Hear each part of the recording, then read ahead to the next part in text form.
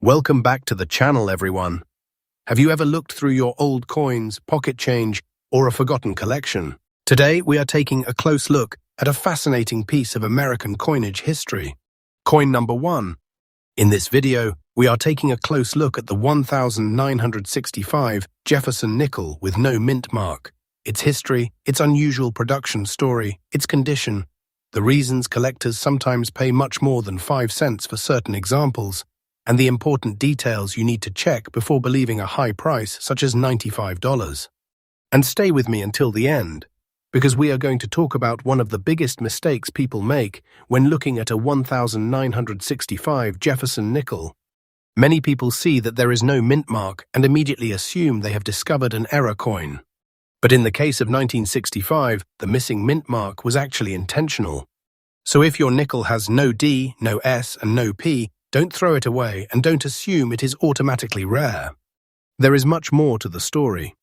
The 1965 Jefferson nickel is one of the most interesting nickels of the 1960 because it was produced during a major period of change in American coinage.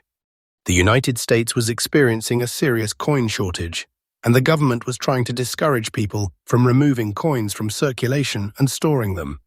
During this period, mint marks were removed from U.S. coins for several years. That means a 1965 Jefferson nickel without a mint mark is exactly what we expect to see. In fact, this is one of the first things you should understand if you have one of these coins. The absence of a mint mark does not by itself make the 1965 nickel rare. This is very different from certain other dates where a missing mint mark can represent a major variety or error. With the 1965 Jefferson nickel, the lack of a mint mark was part of the normal production process. According to numismatic references, coins dated 1965 through 1967 were produced without mint marks, even though production involved more than one mint facility. This was part of the government's response to the coin shortage. The Jefferson nickel was introduced in 1938 and features a portrait of Thomas Jefferson on the obverse. The design was created by Felix Schlag, whose famous Jefferson portrait became one of the most recognizable designs in American coinage.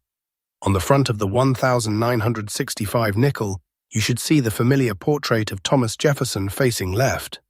The word liberty appears along the upper right portion of the coin, followed by the date 1965.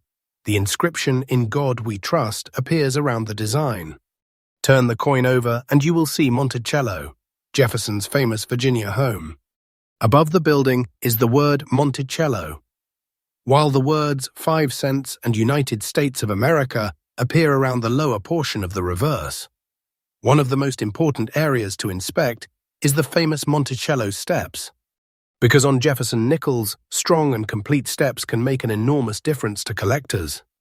Collectors sometimes refer to coins with exceptionally complete steps as full steps examples.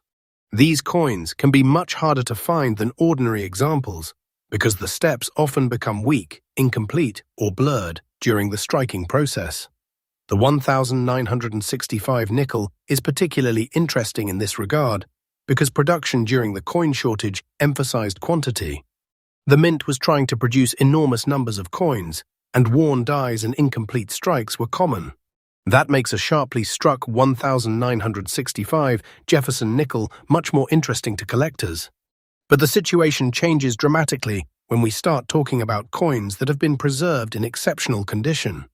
Imagine finding a 1965 Jefferson nickel that spent most of its life protected from circulation. Instead of being scratched, rubbed, stained, or heavily worn, the coin might still have brilliant surfaces, sharp lettering, strong details, and a well-defined portrait. That is where the collecting world becomes much more interesting.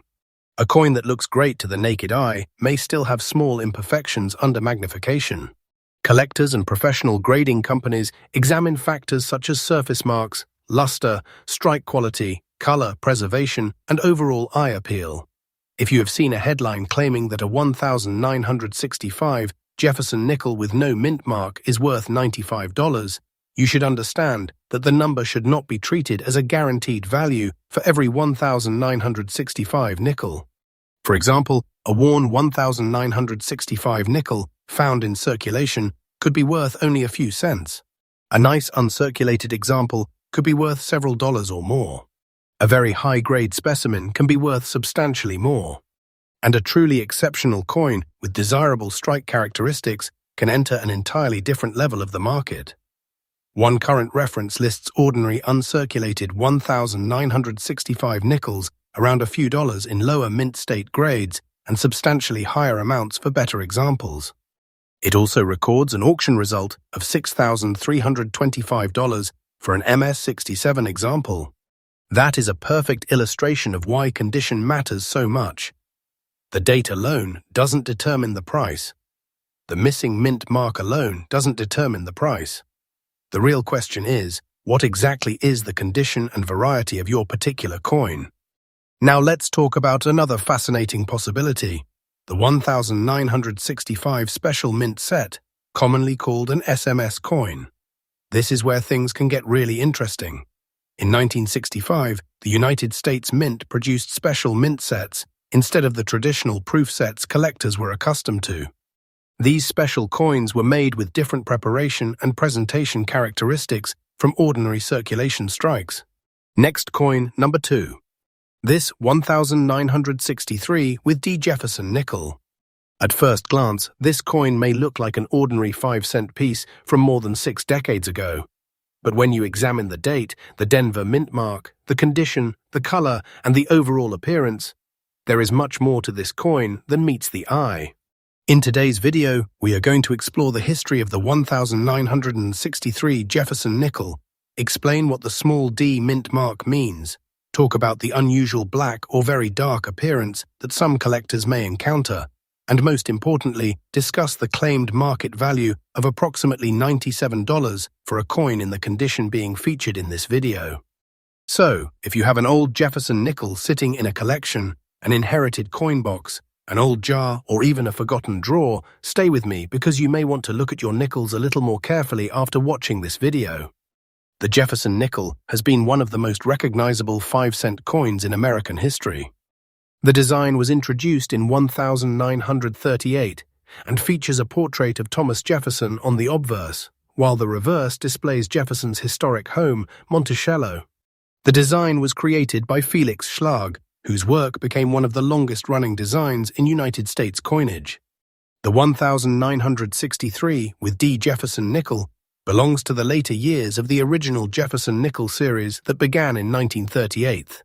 According to PCGS, the 1963 with D nickel was struck at the Denver Mint, has a diameter of 21.20 millimeters, weighs 5 grams, and is composed of 75% copper and 25% nickel. Now let's focus specifically on the coin featured in today's video, the 1963 with D. Jefferson nickel. The first thing you want to look for is the date. On the obverse of the coin, you should see the number 1963. Just below the portrait area, near the lower portion of the coin, you will find the mint mark. If that mint mark is a small letter D, it tells us that the coin was produced at the Denver Mint. That little letter can be extremely important when identifying an old United States coin, because different United States mint facilities produced coins in the same year, and collectors often separate coins according to their mint of origin. The Denver Mint produced a very large number of Jefferson nickels in 1963 PCGS records, the mintage of the 1963 with D. Jefferson nickel at 829,460 pieces. That is a substantial production number, meaning the basic 1963 with D nickel is not considered an extremely rare coin simply because of its date and mint mark. However, this is where the story becomes much more interesting. In coin collecting, rarity is not determined only by how many coins were originally produced. Condition, strike quality, surface preservation, toning, varieties, errors, and collector demand can all influence the value of an individual example. And that brings us to the unusual feature we are discussing today, the black or very dark appearance of the coin. When someone describes an old nickel as being black, that does not automatically mean the coin is rare or valuable. A dark appearance can come from natural toning, environmental exposure, oxidation, contaminants, storage conditions, or even cleaning and chemical treatment. The important question is not simply, is the coin black? The important question is, why is the coin black, and what has happened to the surfaces over the decades? Experienced collectors look closely at the color, texture, luster, surfaces, and overall originality of the coin before deciding how desirable it might be. Natural toning can sometimes create dramatic colors on old coins. A coin that has spent decades in a particular environment may develop darker shades, brown, gray, charcoal, or other colors on its surfaces. Some collectors find unusual natural toning attractive because it can provide evidence of the coin's long history. However, artificial coloring or damage is a completely different matter.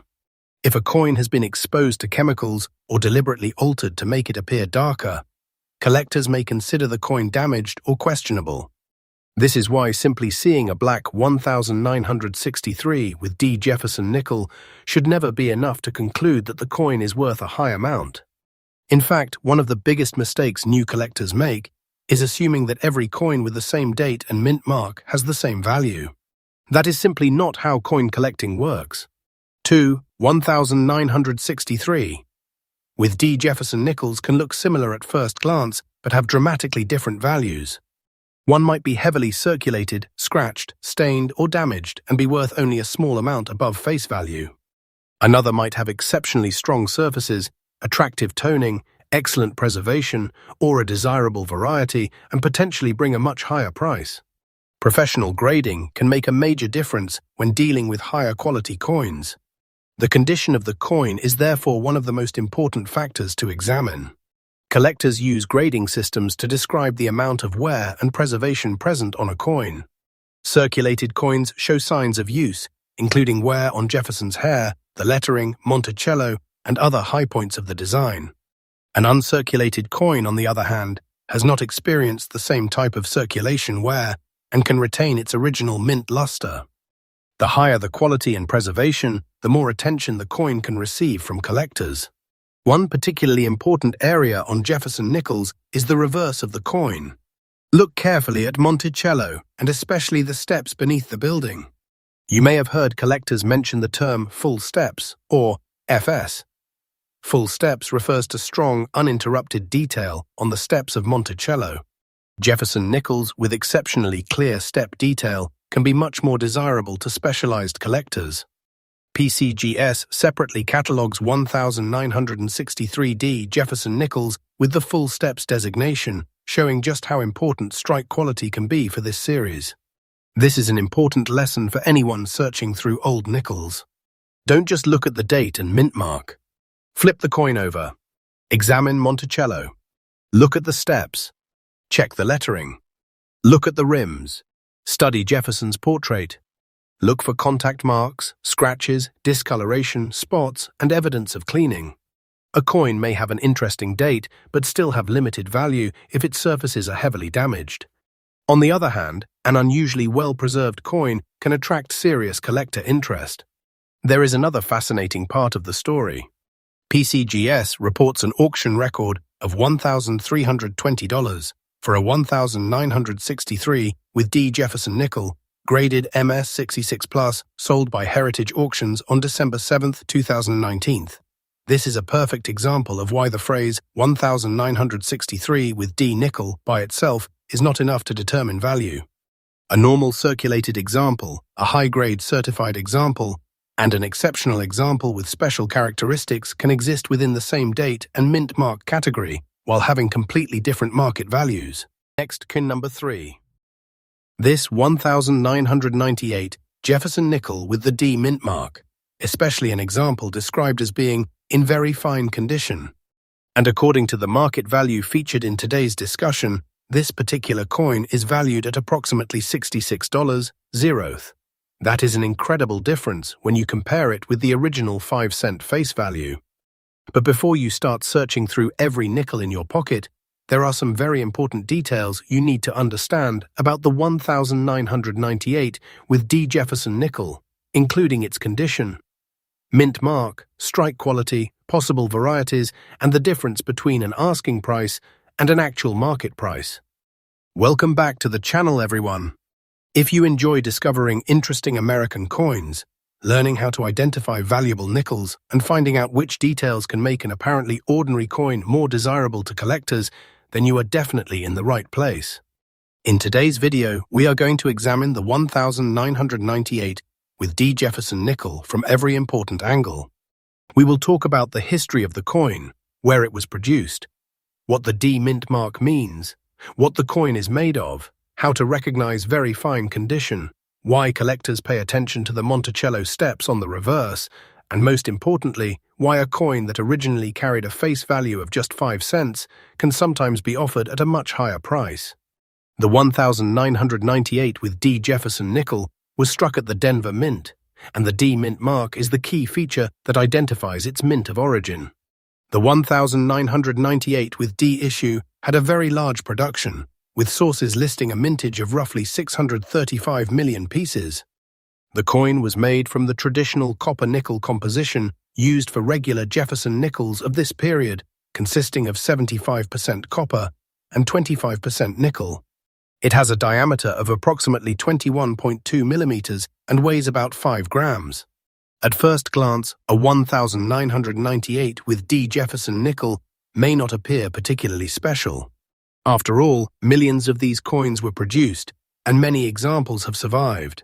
This is an important point for collectors because a large mintage generally means that a coin is not automatically rare simply because of its date. Instead, the value of a common-date modern coin can depend heavily on condition, strike quality, surface preservation, and whether it possesses a particularly desirable characteristic. This is why two 1998D Jefferson nickels can look similar to an inexperienced collector but have dramatically different values. Let's begin with the obverse or front of the coin. The obverse features the famous portrait of Thomas Jefferson, the third president of the United States. Jefferson is shown facing toward the left, with the inscriptions "Liberty" and "In God We Trust" surrounding the portrait. The date 1998 appears on the right side, and the D mint mark is located near the date. The design was created by Felix Schlag, whose Jefferson nickel design first appeared in 1938 and continued for decades. The familiar portrait has become one of the most recognizable designs in American coinage. When examining a 1998 with D. Jefferson nickel, the first thing you should do is carefully inspect the date. Make sure the final 2 digits are clearly 98 and not another date that might have similar characteristics. Next, look immediately around the date area for the small letter D. That D is extremely important because it tells us that the coin was struck at the Denver Mint. A Jefferson nickel without a mint mark from this period was generally produced at Philadelphia, while an S mint mark indicates San Francisco for the appropriate issues. The mint mark can therefore help distinguish different issues of the same year. Those steps can play a major role in determining the desirability of a Jefferson nickel. Collectors often look for what are known as full steps, sometimes abbreviated FS. A strong strike can preserve clearly defined horizontal lines across the steps of Monticello. On many circulated or weakly struck nickels, these lines can be incomplete, blended together, or worn away. A coin with exceptionally sharp step detail can therefore be much more desirable than an otherwise similar coin. This is one reason condition and strike quality must always be considered together when discussing Jefferson nickel values. Now let's talk about the condition described in today's video. Very fine. In the standard Sheldon grading system, very fine is generally represented by grades around 20 and related levels depending on the exact amount of remaining detail. A very fine coin has experienced circulation and therefore shows some wear, but it still retains a substantial amount of its original design detail. Jefferson's hair, facial features, lettering, and other design elements should remain identifiable, although the highest points will show noticeable wear. This is extremely important because collectors do not determine value simply by looking at the year and mint mark. The physical condition of the individual coin can make a tremendous difference. Imagine two 1998 with D. Jefferson nickels sitting next to each other. Both have the same date. Both have the same D mint mark. Both were produced at the Denver Mint. Both have the same basic composition, but one coin has been heavily circulated, scratched, stained, and worn, while the other has sharp details, attractive surfaces, and very little evidence of handling. These two coins can have completely different collector appeal. One of the biggest mistakes new collectors make is assuming that every coin with the same date and mint mark has the same value. That simply isn't how the coin market works.